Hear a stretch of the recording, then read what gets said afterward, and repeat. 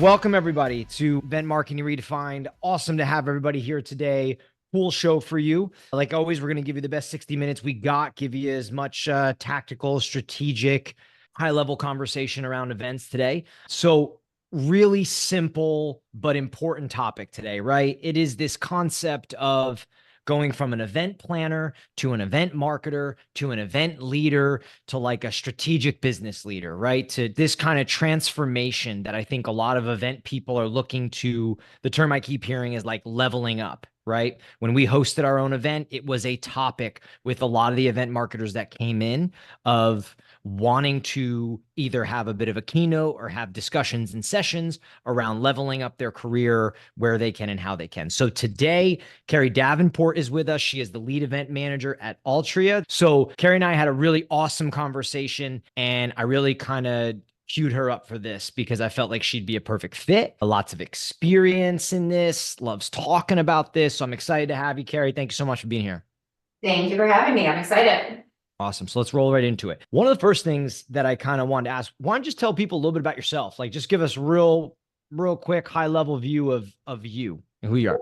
Okay, I'll do this really quickly. I have been in the events industry for the past 20 years. I came in as a non-events professional. I came in with a psychology degree, which actually has helped me way more than an events degree probably. And I came right into the world of agency and military expositions, trade shows. I moved into sales for a hot second. I think I thought that I wanted to leave the events world for 2 seconds, but it pulled me right back in. Yeah. I'm a lifer. And then I moved to associations for 10 years. I was in the nonprofit sector, running one of the largest trade shows in the country, a 15,000 person event for the fire chiefs. And then most recently, over the last 8 years or so, I moved into the corporate sector and I'll never go back. So that's basically my story. I started the Association for Women at Events. I spent a lot of time coaching and mentoring and writing and speaking. And yeah, that's me in a nutshell. Perfect. So one of the things that I've touched on in the past, and it's kind of become a growing topic just for me, the audience and discussions that we've had, is this idea, and I've written about it a lot, is like a lot of people start out in events as event planners. They learn how to plan. They understand logistics. They know coordination. They understand venues. They understand sort of execution is what I would call it. And they get really, really good at that. They're good at the planning, good at the execution. That next step up is really kind of becoming an event marketer, which in my eyes is being able to do the planning and execution and coordination, but starting to see a little bit more of the sales and marketing aspect of what events accomplishes, right? Or the goals and objectives. That's kind of the first step in the ladder to me. Can you just talk a little bit about like that step, your transition, when you learned how to do it and all that good stuff? Yeah, I agree with that. You're right. We start out and we learn kind of the basics, the 101, the how to.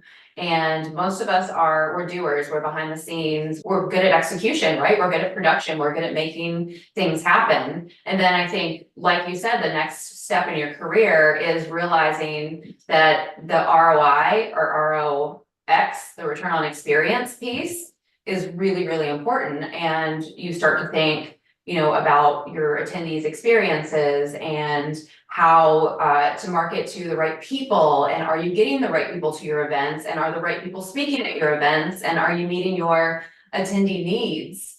And those are things that I think that's the next evolution, right? Like you go from doer into those like bigger strategic ideas around the growth and the experience behind your event.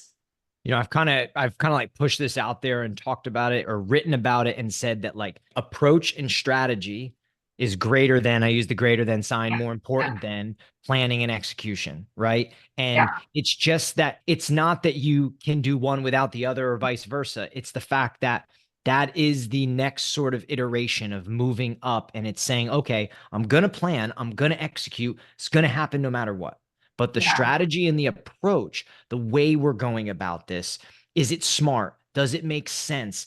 Do the dollars that we're spending match what the output can potentially be? There's just a laundry list of things that I think make it really important for event people to get their brain around. And I honestly think it's the first step of being viewed differently inside the organization. Because unfortunately, when you're the planner, when you're the executor, they see you as the event person. Nothing wrong with that, but that is how the org sees you. But when you start to step up into the understanding a little bit more on the marketing side, client side, ROI, like that end of it, people start viewing you differently when you're talking that way.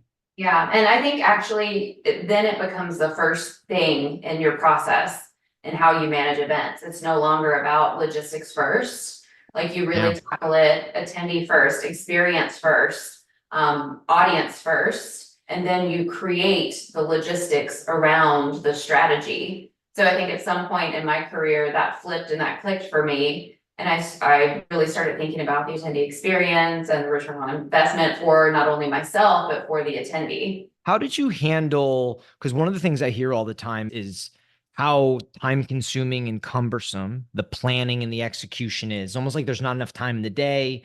You know, I've had a dozen consulting conversations over the last 4 months and talking about strategy, talking about approach, talking about these type things. And people are like, I love that. I love that. I love that. I don't have the time to get to it. Right. So, how did you make that transition where Yeah. you kind of were able to breathe a little bit and do that strategy and approach? And any advice for anybody that's wanting to do it but doesn't have the time per se? It's a great question, and it's I still don't have the time for it. I'll tell you, any person on this call that's an event planner will tell you we don't have the time. Like any moment that we have is filled with logistics and the doing and the strategy. I think for me, it was finally relying on partners. Mm. So finding the right partners and vendors and then relying on them to be an extension of my team and doing the job that I hired them for and like leaning into that more and not just thinking of them as a one-time vendor, but thinking of them kind of as a true partner throughout the process and allowing them to bring in ideas and guide me. And I leaned on them a little bit more as well. A lot of us don't have the luxury of having teams or people Yeah. outside of ourselves. So it's really about like honing your skills, putting the time on things that will return the most, ROI or ROX. And once you realize what those are, some of the other stuff can fall by the wayside or go to your partners or be achieved by other teams within your organization so that you clear up some white space for you to ideate and think. And a lot of it has been like freeing up time for me to talk to other event planners and learning from other people in the industry and not recreating the wheel all of the time, but like crowdsourcing a lot of information, and working smarter, not harder. I really like the initial, like when you said partners, right? 'Cause you're saying, okay, I have planning and execution to do. It's got to happen. It's got to be done well. Event people that are good tend to be very like methodical, tedious about the things. They want the little elements and the touches. It's important. But you said partners. Yeah. I always try to view it as like I've never been an event planner myself, right? Like I've never done the role, but I view it as like in a sense of the way I run my business is, you know, sometimes you have to reach for 1099 partners. You have to reach for somebody to say, "Hey, like I don't have a 40-hour year-round job, but like there's a certain niche thing here that I need project-based help or hourly help and you can find talent to fill that doesn't cost you as much, doesn't break the bank. You don't have to build a team, but you can get that expertise. And I think that is an option that event marketers need to be considering is go to your resources and say, hey, like if I needed you to do X, what would that look like? And I think they might see some really good help there. I love that. Yeah, it's looking at your partners and maybe it's an audiovisual partner, for example, and going to them and say, look, I know what you do. I have an idea of what you do. I've read your website. What's your superpower? Yeah. Like, what do you love to do in events? What could you bring to my event? What do you see other people in the industry doing at their events that I could utilize? Yeah. And it's those conversations that are so important, that have been so important to me. And it is about finding the right fit too. So that I don't have to RFP every year, so that I'm finding, a partner or a vendor that can grow along with me. Yeah. Yeah. So one of the things I want to make sure I touch on today is I want to talk a little bit about women specifically, right? And I want to talk about women because it I would say it's a predominantly female role. There are men that do it for sure, but the obvious is that it is predominantly women. One thing I've heard from talking to a lot of women in this role is the term imposter syndrome. I've heard it just over and over and over again. And I think this can be something that gets in the way from going from the planner and the executor to having a little bit more of a voice and going to head of sales and saying, like, what are we doing at this event? Like, what are the outcomes we're trying to create, or your CEO or just your stakeholders, right? So we're still just in this beginning phase of planner to marketer, next step up. So talk just more from a women's perspective, right? I think it's a little bit different. And any kind of advice for women that are maybe feeling imposter syndrome and trying to break through that. Because typically what I have found is the women that don't feel that anymore have just been laddered down in their career, right? They've done it, they've been through it, they've worked through it. So how can we speed up that process for younger women that are starting now? Yeah, for me, I think it's less about imposter syndrome and more about perception of what we do. And I've heard this a lot. I've talked about this a lot on my podcast and in a lot of forums. There are a lot of titles for what we do: event coordinator, event planner, event marketer. And I think there was a study that just came out. There were like 183 individual different titles for what we do. And Yeah.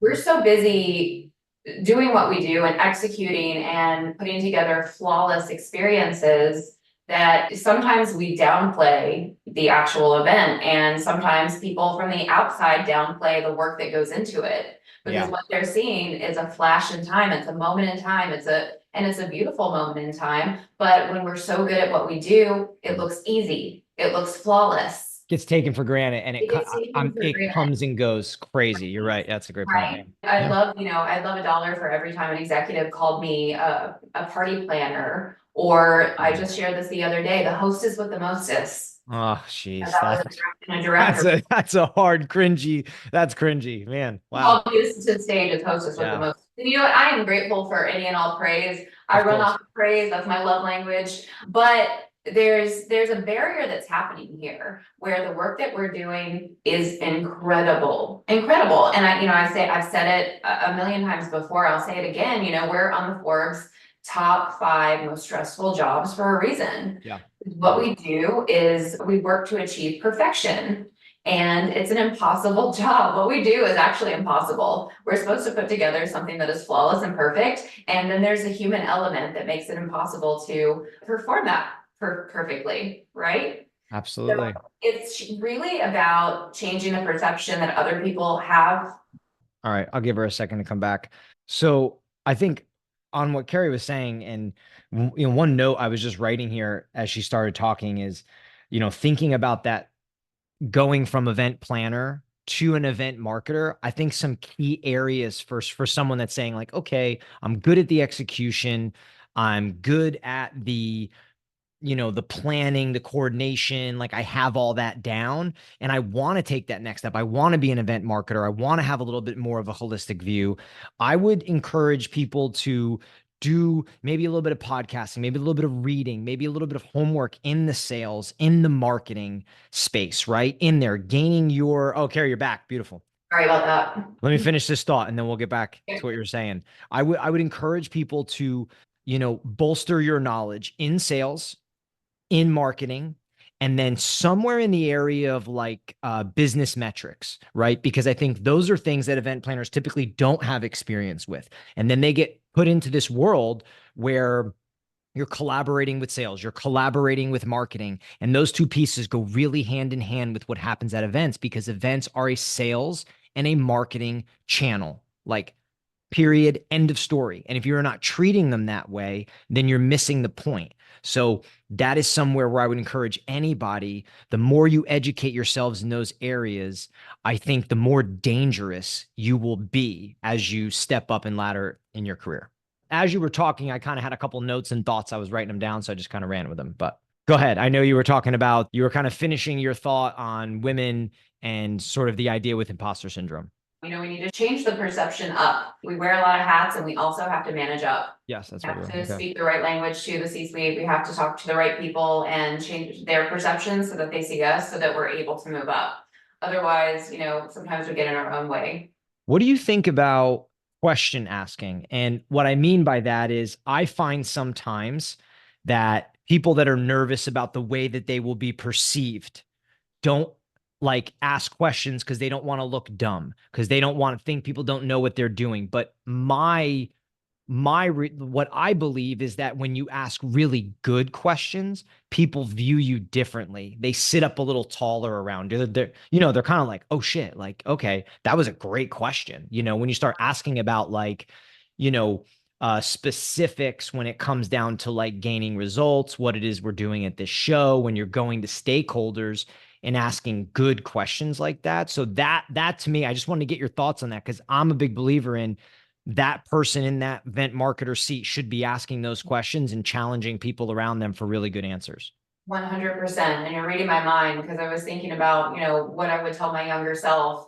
And I wrote in big letters, ask questions. I was so afraid to ask questions. I didn't want to look like I didn't know. I Yeah. didn't look like I didn't have the experience, but I wasn't asking the right questions, right? I knew how to do things. I knew how to execute and put together logistics, but I wasn't asking the correct questions. And you can't get to the bottom of it. And you can't, like I was talking about before, like you can't know what your attendees need if you're not asking them the right questions. You can't know what your executives and stakeholders truly want if you're not asking them the right questions. You may think that you're doing a great job and you probably are executing and putting together logistics, but and you're meeting your goals, but are you meeting their goals? Which ultimately, if you meet their goals and organizational goals, you're more apt to move up. So Harris wrote in the chat, ask your stakeholders how they are measured. I mean, 100%. Like, what are they after? What's important to them, right? Like, you understanding that allows you to tie it into your strategy, the outcomes that you're trying to create.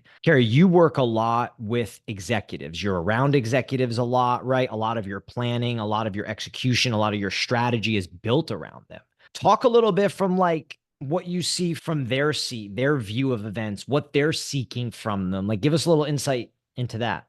Yeah, first of all, they're just like us, right? Yep. So I think there's a little bit of just concern about coming to executives and talking about what we do. And it's really like finding a way to learn the language that they're speaking and then speaking their language. And you're right, it's different for every stakeholder, it's different for every executive. So at the end of the day, from what I've learned, the executives want face time, they want connection. And what we do as event planners is we create experiences that allow for connection. And then it's deciding and finding out what their true KPIs are. As stakeholders, what are they looking for? Do they Yeah. want you to bring in 3/4 of the annual income for the organization? Or do they want you to bring really, really high level buyers to the table? Yeah. And they need specific people there, not just warm bodies and seats. Yeah. So, I can't say individually because it's been different for me at every organization that I've worked with.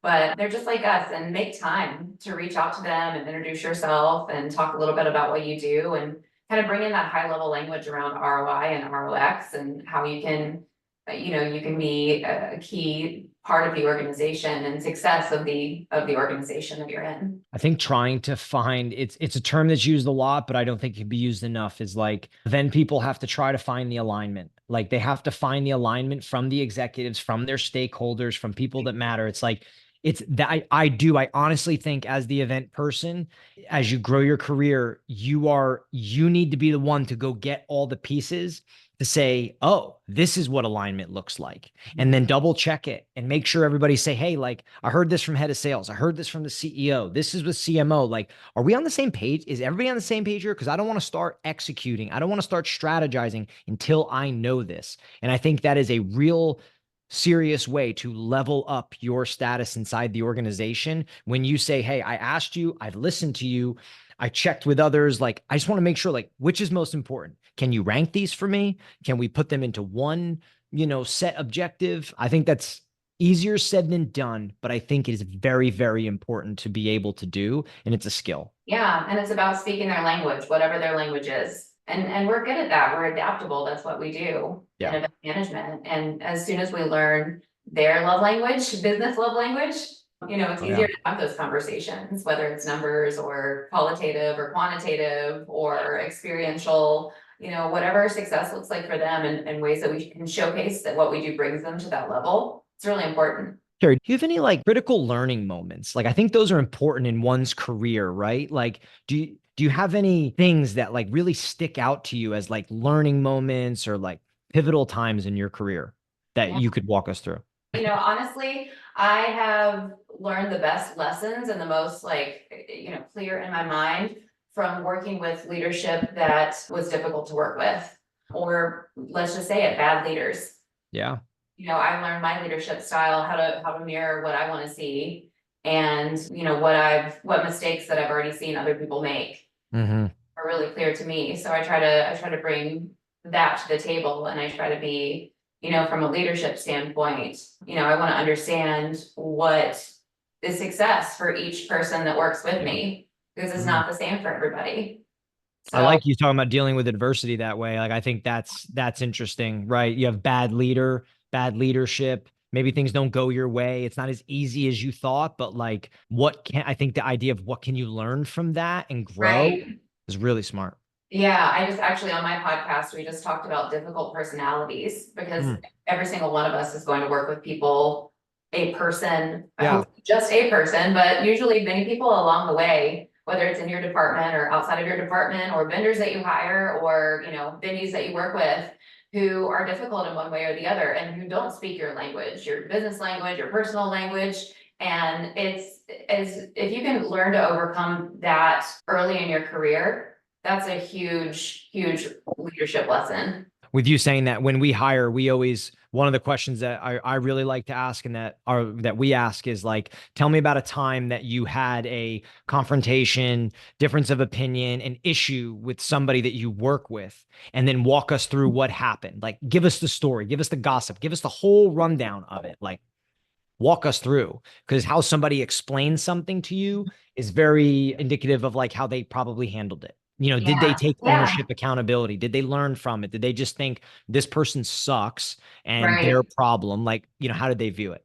That's it. That's exactly what I was gonna say as well. It's, how do you take accountability for your side of Yeah. things? And how do you learn from that? And how do you, change your opinion or change that person's opinion to get to a middle ground to make it work? We have a question from Mel. Mel, glad you're here, my friend. Good question as well as always. Mel's a super smart guy. He says, Carrie, not sure if you're also involved in the trade show planning at your company, right? But he basically said, do C-suite executives have different expectations for events versus trade shows? Really good question. I don't know if you know the answer, but I feel like I do. I ran one of the biggest trade shows in the country for several years back in the day. Mhm. So that was my whole life. So absolutely, I think the position that I'm in now is more about experiences and connection and qualitative. For trade shows, it was all quantitative. The Mm. expectations were numbers and sales and booth sales and how many people came through the expo hall and how to drive attendance to the expo hall. So two totally different lanes. At least that's what I saw from my side. Interesting answer too, right? I think one of the discussions that we've constantly had, is a very big difference in host events to trade show third party, right? Like they're similar, but they are different, right? So I think the way of describing of quantitative versus qualitative, I'm interested to I think there's too many people that don't have enough quantitative information coming from their trade shows, right? So they're kind of winging it a little bit versus saying, hey, we're going to these trade shows. And if we cannot produce X amount of meetings, which create X amount of pipeline, we can't go anymore.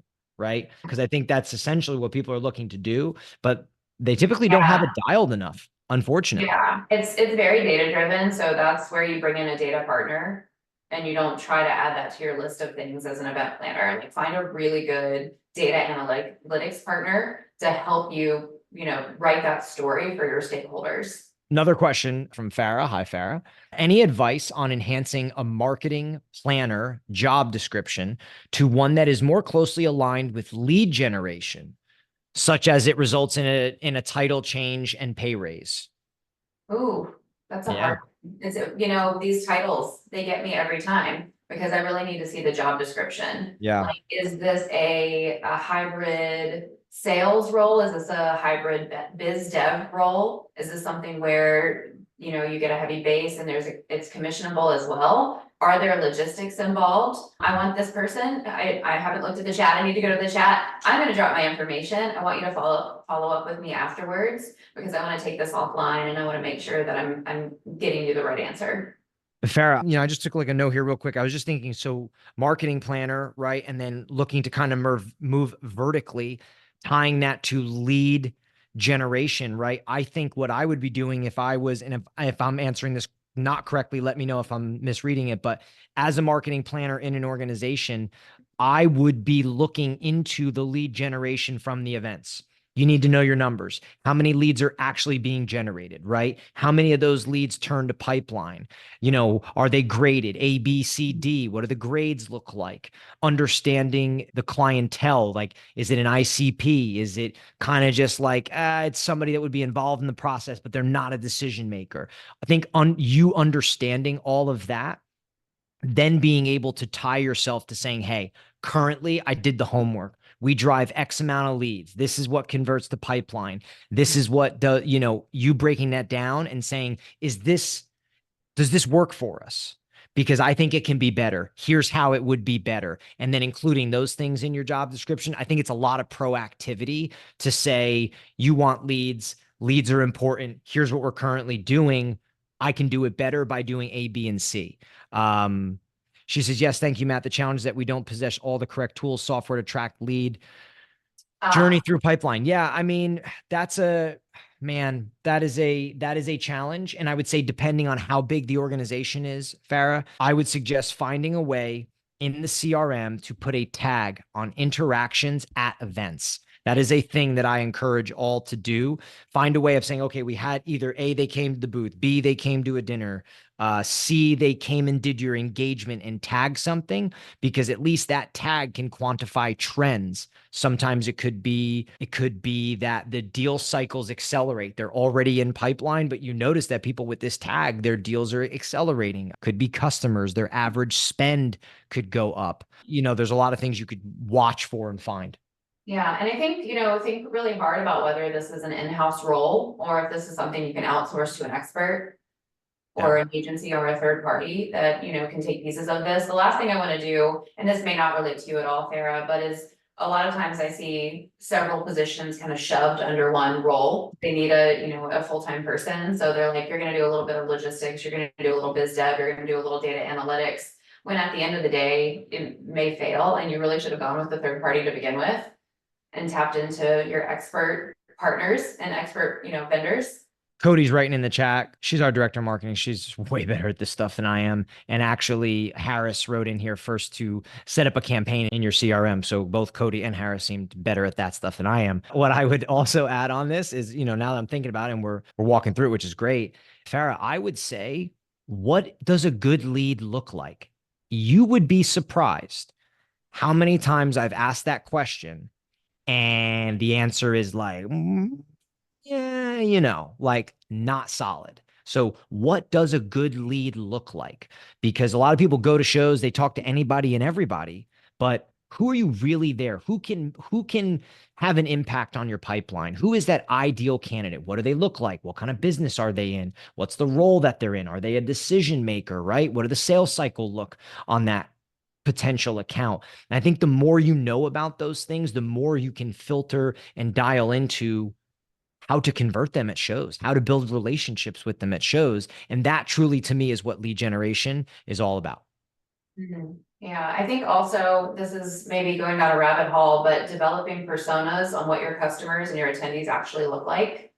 Like, which persona do they fall into? Are they Yeah. buyers? Do they come to shows for Yep. education? Or, Yes. and beyond that, like, how do they engage? There's some great companies out there that are working in that realm. Storycraft Labs is an incredible partner that can help you develop the personas of your attendees so that you can craft the experience to be, better for them, so that they spend more time on the show floor, so that they spend more time in your educational sessions and they actually get the most out of it. And then word of mouth marketing comes from that, and retention rate comes out of that, and repeat, attendees come out of that as well. So it's kind of starting with personas as well. I believe in the tagging part though. I worked in IMIS for a long time, and yeah, I It's a think big one. having, with what you just said about having a clear delineation between the types, because there's often different types of customers. We have clients that we work with where we have to separate because we're like, hey, this is not your decision maker. They're in the process and you need to give them experience and meet them there. And that's all great. But the decision maker is actually this person. There are fewer of them. Maybe they're Right. not on the show floor. Maybe they're only attending dinners. Maybe they're only speaking. You have to be able to understand that to really, truly understand if we're going to go to this event, if we're going to create pipeline, and if we're going to create, you don't want to go to the event just to quant leads up. Definitely not. You want to go to the event to create pipeline. Great questions. Carrie, let's talk a little bit about, so you're an event marketer, right? You start nailing the sales, the marketing, tying the dots, a little bit of strategy, a little bit of approach. Now you get put into a scenario where you're the event lead. You have to lead a team. You're managing all the 1099s, contractors. You own a budget. Right? Things are starting to progress into becoming a title's a title, whatever, head of global, director, whatever. There's all different titles. It doesn't matter. What does that step up look like? Because that's something that people asked a lot about when they came to our event, which is management, dealing with difficult people, putting people in the right seats. Tell me about that. Yeah, it's more about ownership and scope, I think. So it's about, you're right, like leading the teams, having the bigger picture in mind. So you may not execute everything, but you have oversight of everything and you have the final product still that you're responsible for. It's also, I think, in the event sector, it's getting out and being a leader within the industry and being a thought leader within the industry, sharing ideas, speaking, podcasts, mentorship, I think is really missed, but I think that piece of stepping up to that kind of third tier is mentorship, not only within your own teams, but outside of the organization. And attending a lot of other events and networking with a lot of other event leaders to understand, what the latest trends are and what on top of trends, like what ROI looks like today and staying relevant and how to keep your event relevant and not just rinse, repeat and do the same thing over and over because that's what you've been doing in the organization for so many Yeah. years. So it's like challenging the status quo, bringing new ideas in. So it's truly a different level. And perhaps you're doing both, or all three. I know in my roles in the past, I've still had to execute, but I'm also dealing with contracting and budgets and legal and cross-functional, cross-department management of teams and hiring vendors and then managing vendors and executing everything on site and then also presenting out to the board of directors and all of the stakeholders that ROI piece and the bottom line. So sometimes the line blurs across all of those. Yeah. When you're talking about going into this leadership role and this idea of getting a better handle on the industry, right? Bit of a thought leader, understanding your peers, what they're doing, what's going on around you. I think that's such a, like, it's an obvious, but a non-obvious. Like, I don't think a lot of people, would say that, right? That essentially you got to know what's going on. You got to know what others are doing. You have to know the lay of the land because then you're able to input strategy and things where needed. It's not a matter of just executing your job anymore. You have to think on kind of a next level up and being able to articulate your thoughts about the industry, reading, podcasting, knowing what's going on, talking. I think the whole peer aspect is very important. Do you have a peer that does what you do in a different industry or non-competitive industry that you can call and talk to, right? Hey, what's going on at your trade shows? Hey, what are you seeing? You know what I mean? Whatever it may be. I think that's invaluable. Yeah, crowdsource it. Don't Yeah. reinvent the wheel. It's probably been done and somebody's doing it better and somebody's bringing something new to the table. So it's like leaning into that as well. All right. We got a question here. I love questions. I'm going to take them. What are your thoughts? This is anonymous. What are your thoughts on industry certifications for enhancement career growth? I generally see a 50-50 split on how people view them. There are so many, and which would you recommend? Well, I have a few. I have my CMP. I'm actually a CMP fellow. So that's somebody who's been in the industry and providing significant things to the industry for over 10 years. I'm a CEM, which is certified in exhibition management, so the trade show side. And then I have my CSCP, which is the certification in special events. So obviously I like letters after my name. I have kind of the full alphabet. It's really fun. But the relationships that I've built through those through those organizations that host those certifications have been more valuable than I think the letters after my name and all of the studying and all of the books and all of the reading and everything that went into it. It's all of the studying with other people and meeting other people and coming together with people under those associations that has really helped me grow and get to the next step of my in the industry for me. So I'm not going to poo-poo them by any means. Some some sectors of the industry, they put them higher on the ladder than others. So for example, associations love to see planners that have letters after their name. Whereas the tech sector, they're a little more open and they're like, you know what are you coming from? Are you coming from tech? Are you coming from marketing? What valuable skills are you bringing to the table? So there are some organizations that you can't walk through the door without one. So like you said, 50-50, but do I think the connections made throughout the process of getting my certifications is valuable and important? Absolutely. Yeah. My thoughts on this are, I think it depends why you're getting it, right? There are some, as Carrie said, that require it. You should go get it because it's the role, the job, what you're looking to do. It's a way in. I think the other piece is like, I mean, I personally feel like I try to be a lifelong learner, right? I love anything that expands my horizons, gets me thinking. And I think there's a lot of really good ones. I think there's a lot of good ones that really give you skill set, give you new ideas, new ways of thinking that you could dive into. And then the last piece is I think it just matters on what specific there's a lot of avenues in events. I don't know if there's just like a general one that's going to help you with like planning and venue hunting and then like trade shows and then like there's a lot of avenues. I think you have to know the avenue that you are interested in at the moment, that you either need it for or that you want to learn about, and then make sure you talk to people, maybe people that are on this call. You can always reach out to me. We have a really big network now of people like Carrie where we could say, hey, we have somebody and they are looking to do A and B. They want to get it for this. What certification should they get? So reach out if you need that. And, we're glad to help, but I would do it for a combination of either needing it, but then also wanting to kind of just further your knowledge, because there are some really good certifications out there that have some serious classes and some serious, sessions that they provide. Yeah, and your CMP, the Certified Meeting Professional, is obviously the one with the widest scope. Yeah. It covers trade shows, it covers logistics, it covers management of people and leading and getting to that C-suite. So I think that one is the most comprehensive that I would recommend. It does take a little bit longer to go through the process, but again, I'm happy to talk with anyone offline about what that looks like. Another question from Mark. How can I take my experience as a production and logistics lead and sell myself as a trusted event marketer when wanting to level up during the job hunt process?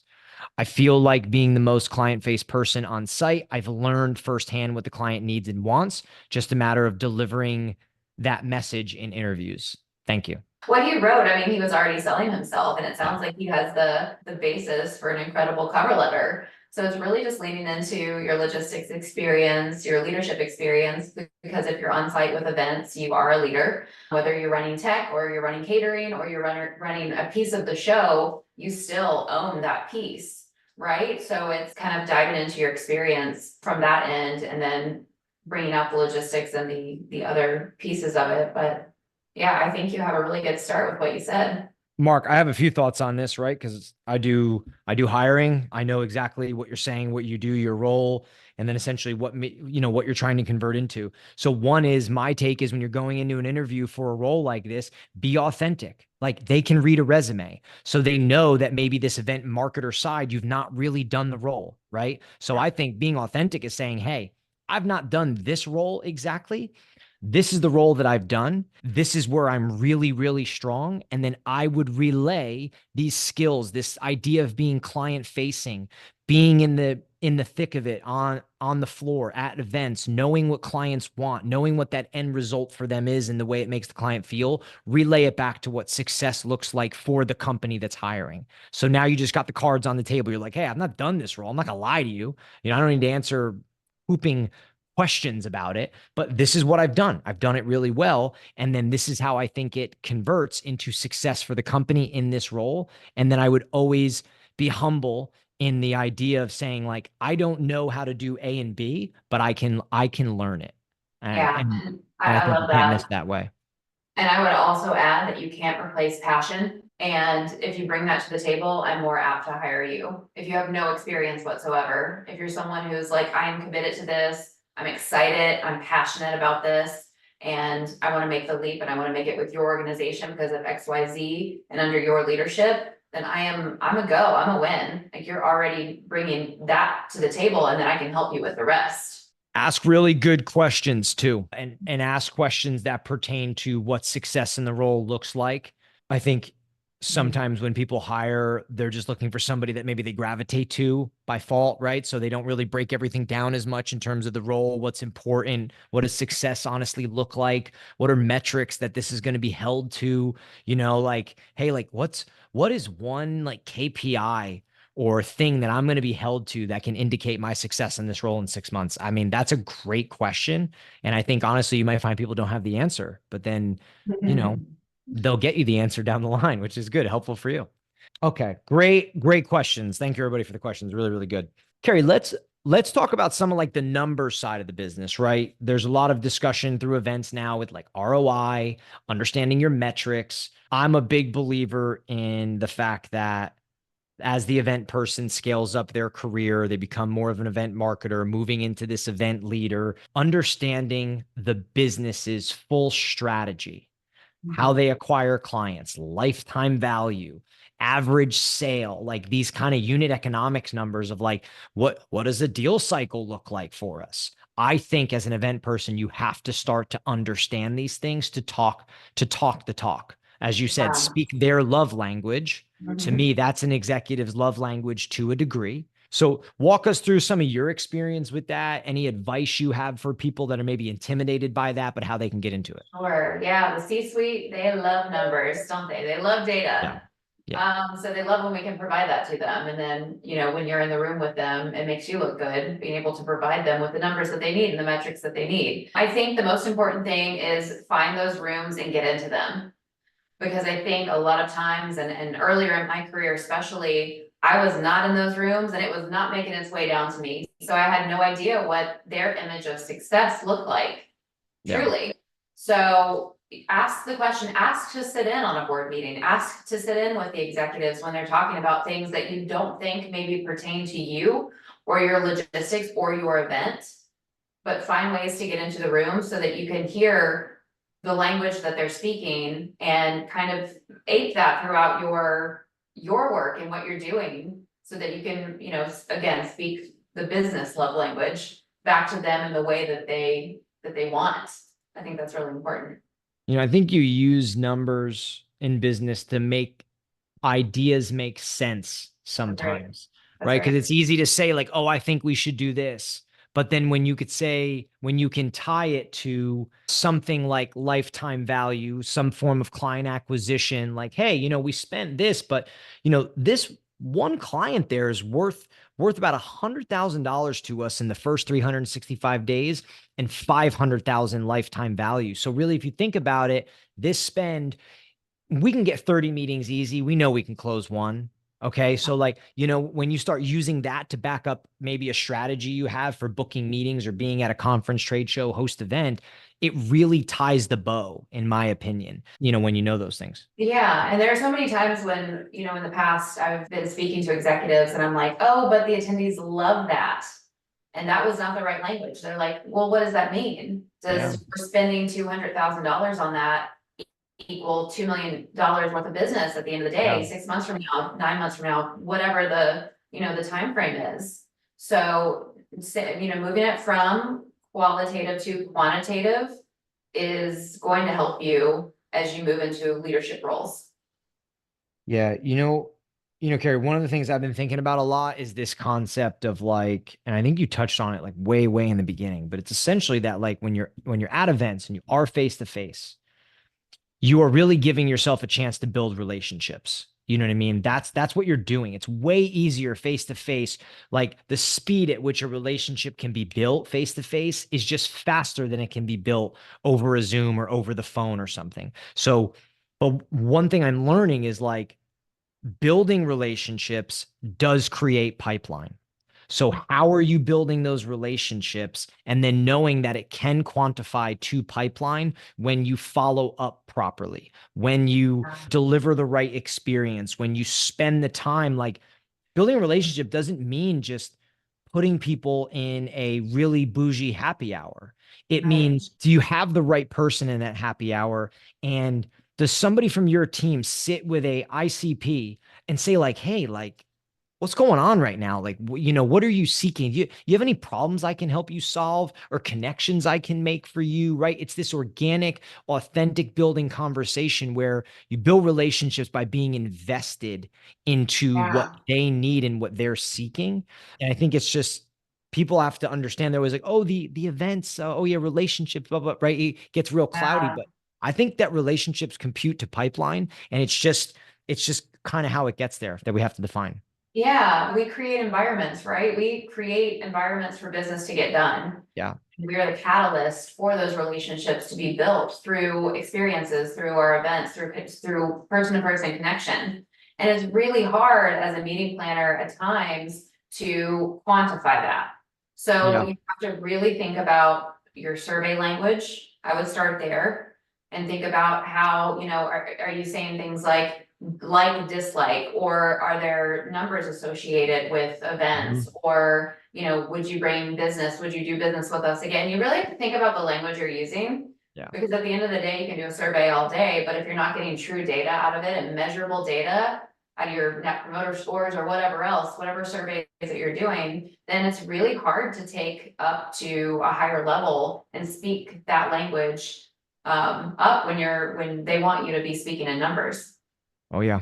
If you had to dial it into, like, say you were having lunch with a 20-something-year-old newly event planner, event marketer that's at a nice little startup, has a good job, what would be like three things that you would really want to hammer home to them? What are like three things that you think would be very important for them over the next 5, 8 years if this is something that they really loved? Yeah, I love this question, and I may have more than three. Get used to no and get used to failure and lean into failure is probably the first one. If you don't try things, then you can't succeed. And when you try things, you're going to fail along the way. It's just inevitable. Get used to throwing out a lot of ideas. Some of them won't stick, right? Some of them are going to be no. Some people are not going to say yes. So I think that's my big one. Do the uncomfortable thing would be number two.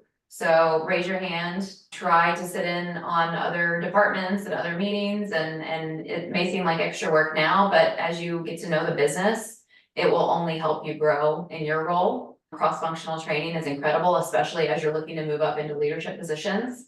So if you can be in the meetings department, but you can also work with the marketing team, and you can also work with the sales team, and you can also work with the membership team if you're in a membership organization, and see all of the moving parts, that's only going to make you a better leader. And find the right champions and mentors. I think Mm. was a huge one for me. So reaching out to others that inspire you in the events industry or outside of the events industry. If you're attending an event and you hire a really great speaker, make time to go up to them, ask to take them to coffee or virtual coffee, or spend some time with them, because it can only help you grow. I really like those, getting used to no, accepting failure, learning from failure, the volume of ideas to come out with one, right? Like, not every Yeah. idea is good and not every idea is going to do the uncomfortable thing. I really like, and I like how you tied it to this idea of go sit in that sales meeting, go sit in marketing, strategic planning, like ask to be involved in those things. It is uncomfortable, but, and I think sometimes people feel like they're like wasting time. Like, why Yeah. would I have to do that? But you Yeah. don't know until you hear it. You don't know until you're sitting in the room and you're listening and you start to comprehend and gain an understanding of how you can leverage that to do your job better and be a better part of like the company and the execution of everything that's going on. Champions and mentors. I mean, huge one for event people. Half of the reason I keep referencing Event Marketing Congress, the event that we threw, half the reason we threw it was because people are looking for champions, mentors, and peers to communicate with, talk to, and work with and through. So utilize us for that. We've connected mentors before. with people. If you want to be connected with peers, if you want to meet certain people that have been on our show, or, just ask us and we'll gladly connect. I think that Carrie is spot on with that one. It's a really important thing to have that too often people go through their career without really having it. All right as we sign off here, I want to handle a question. There's a question from Sarah. Sarah, thank you for the question. We're going to close with you. I'm challenged in my current role where I see an opportunity to lean more into corporate events versus trade shows. However, when I'm asked to support corporate events, the project manager is usually an enterprise employee where I am usually the lead in trade shows, and this makes it difficult to strategize and execute. Anyone have experience or advice around breaking down this way of operating? It's a good question. Yeah, silos are fun, aren't they? Yeah, and it's really difficult when someone doesn't understand the value that you can bring to the table with already having an events experience. So for me, I'd ask again to sit in the room with them as they're holding other meetings, volunteer yourself for free if you have to for a single meeting where you can actually see what's taking place. Just one, I am not an advocate for women or men event planners doing work for free, but sometimes it goes a long way just to show your capabilities and show up and ask the right questions and ask meaningful questions and kind of give your view on what you think could be better or what you think, are some of the opportunities.